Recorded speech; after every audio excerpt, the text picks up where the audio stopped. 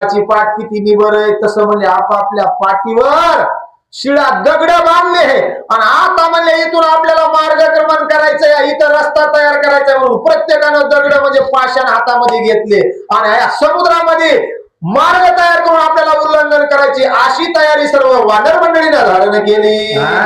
ते क्षण दंत देखोनी मगर दंत कोणी वानर स्वे धावती त्या समोर कपी पुच्छे मगर तोची फळाय. तीक्षेन दंत देखोनी मगर दात विचकोनी वानर स्वे धावती त्या समोर कपी पुच्छाग्र तोची माझा हा विश्वास एकदा जर तयार झाला का देवावर आपला तेवढा ठाम विश्वास लागतो बरं का. ज्यांच्या दरबारामध्ये आपण आहेत का त्या संत बाळूमामावर आपला किती विश्वास पाहिजे. आपण आरती म्हणतो प्रत्येक वेळेस बाळूमामाची आरती बघा त्या आरतीतच काय काय सांगितलेलं काय सांगितलेलं आहे. मुक्या प्राण्यावर अपार प्रीती.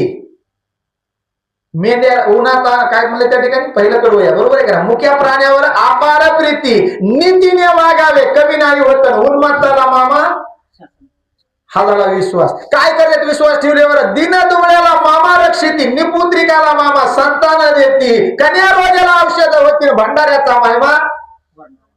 एक एक शब्द या लावला तर भंडारा या मनात भाव असला तर भंडारा होतो या भाव नसल्यावरती हळदच आहे ना. मामाचं म्हणणं आहे जो मला हाय म्हणतोय त्याच्यासाठी मी हायच.